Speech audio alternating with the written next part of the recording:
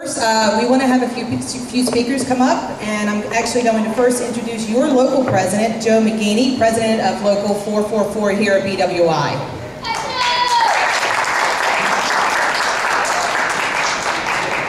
Thank you all.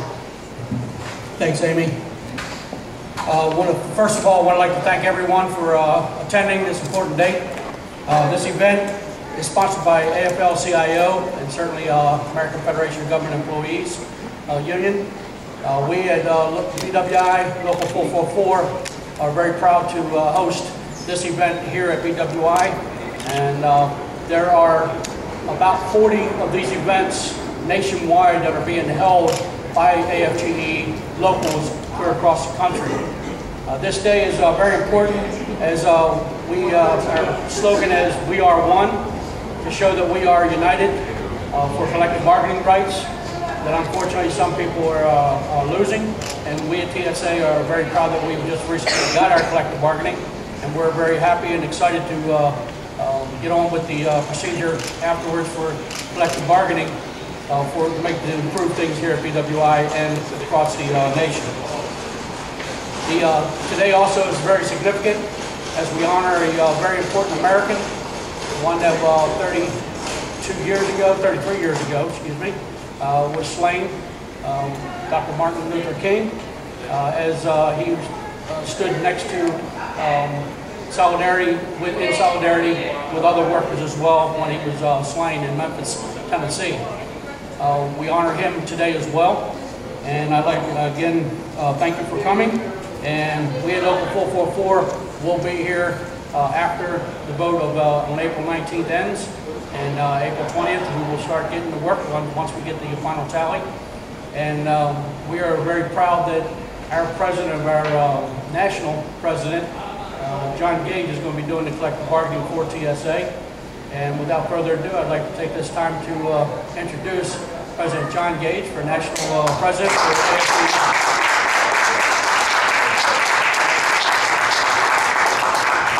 Good at that, Joe. Hey, thank you all for coming. It's a very serious occasion. The AFL-CIO, every local of the AFL-CIO across the country is having events today on the anniversary of Dr. Reverend Martin Luther King's death while he was advocating for collective bargaining rights for sanitation workers. Now, the AFL-CIO, perhaps you may have seen President Trump on TV this morning. We are fired up and absolutely livid at these attacks that are going on the middle class, on working families. You know, when a group can come out and they can trump up an argument saying that, well, because of these deficits, we have to take away working people's rights. That is just unacceptable, and it's up to the unions to stand up and shove it back at them. Because I tell you, the federal government is facing a shutdown this week, again, about deficits. Working people, federal employees, public employees, union members all across this country didn't have a damn thing to do with creating this deficit.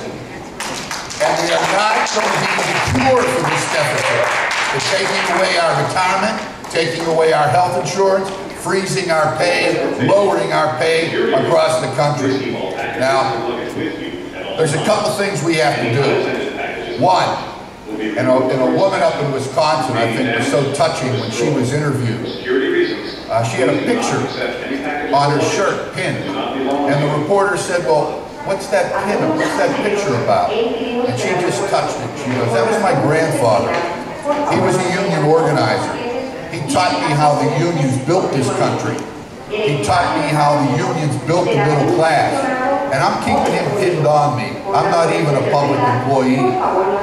But I'm here to support the union movement. It's wrong what they're trying to do to take away employees' voices at work. And I'm going to touch that picture.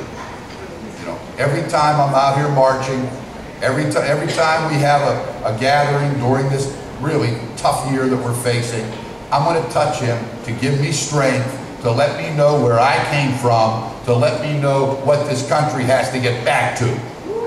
Now, you know, we have a huge vote here. This is so inspiring to the labor movement that while they're trying to take away public employee rights in Wisconsin, in Ohio, Tennessee, you know, that here we are, through the president, pushing for workers' rights at TSA, the biggest election in years, 45,000 employees. It is extremely important that this election goes strong for the union movement. And I'll tell you something, AFG is going to do a good job for your brothers and sisters. We're going to bring a contract that you can be proud of, that is a good contract. So I just want to say, when you're hearing these deficits, when you're hearing, well, we have to take away collective bargaining rights to meet the deficit, that we have to get rid of dues checkoff to answer this deficit. It's incredible when you look at it. In 2000, we had surpluses as far as the eye could see. Then we go into President Bush's tax cuts for the wealthy.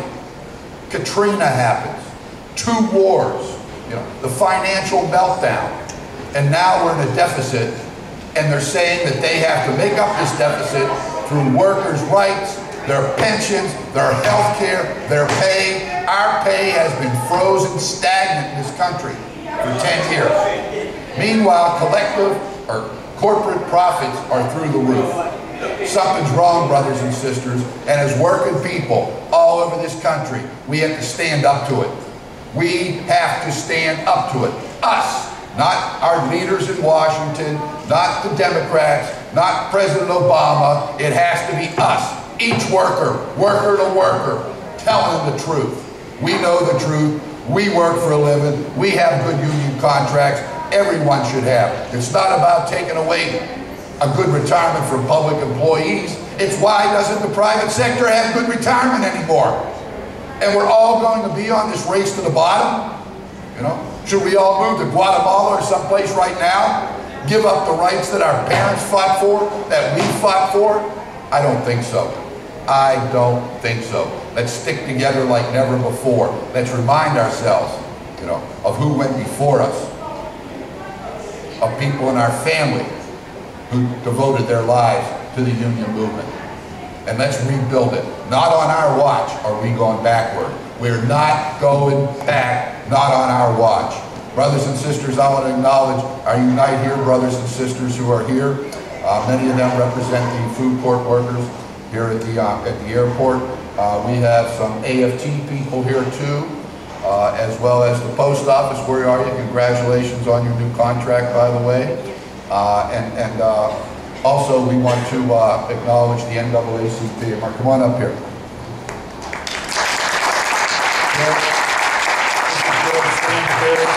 He is the president of the Maryland chapter of the NAACP, and he has a few words for us. Gerald, thank you. Thank you, sir. As he said, we're not going back. Let me hear you. We're not going back. We're not going back. All right, that's very good. Again, my name is Gerald Stansbury. I'm the Maryland State Conference President of the NAACP.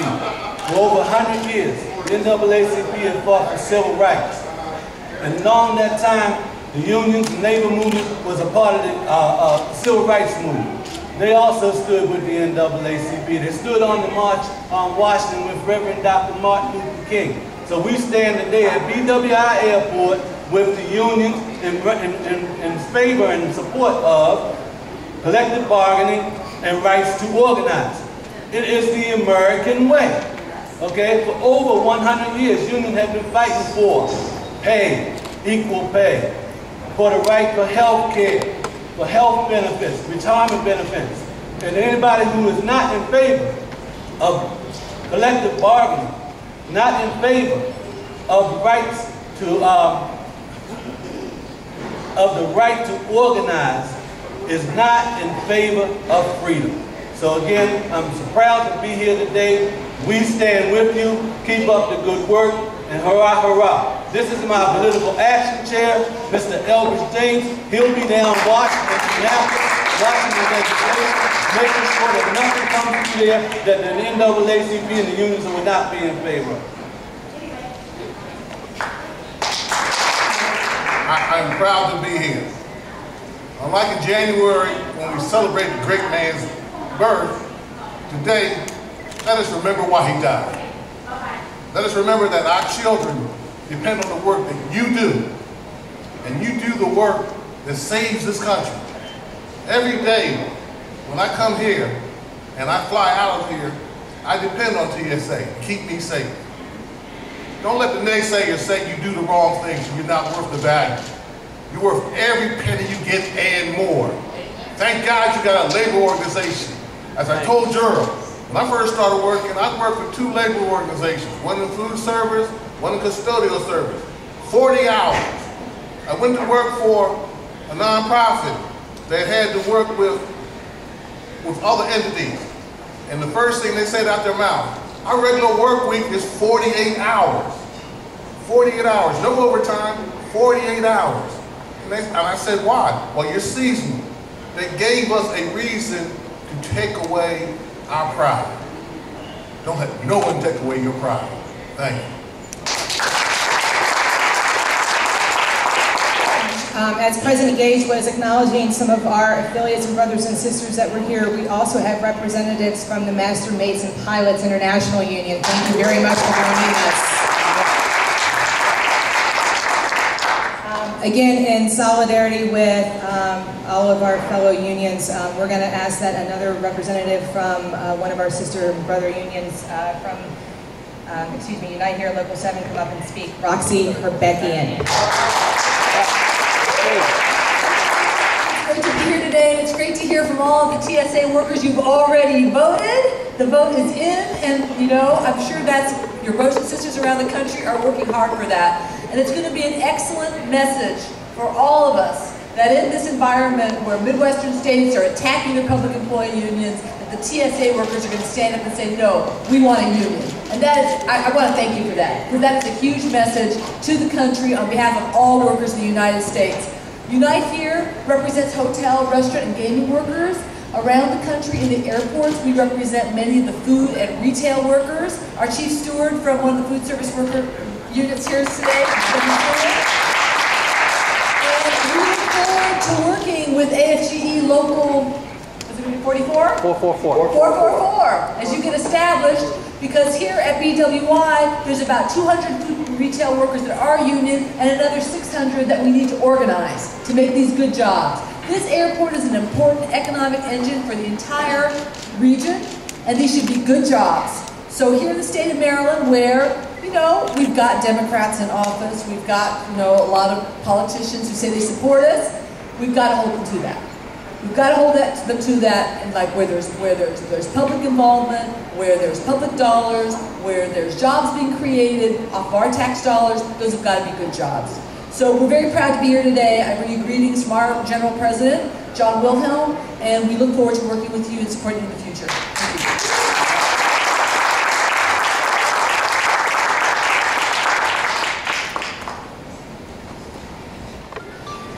Thank you again. We would also like to acknowledge that Desmond Sarrett from Congresswoman Edwards' office is here with us today. So, in support of us. Congresswoman Donna Edwards has always been an ardent supporter of AFGE and has been with us fully with the TSA campaign since she was first elected. We also have representatives from our senior, largest local in the Federation, the American Federation of Government Employees, Local 1923, which is based here in Baltimore.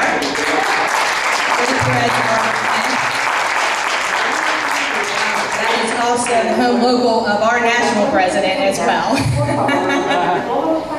So, we want to thank everyone for coming today. There may be some more people that are coming through at different times since this is going until 2 o'clock.